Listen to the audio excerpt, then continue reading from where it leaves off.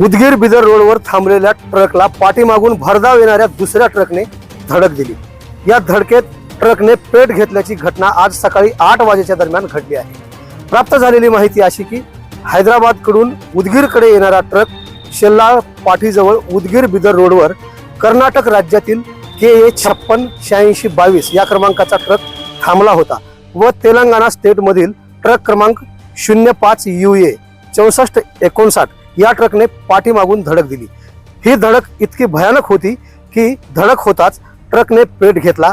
या घटनेमध्ये सुदैवाने कोणतीही जीवित हानी झाली नाही, मात्र लाखो रुपयांचे मोठे नुकसान झाले आहे।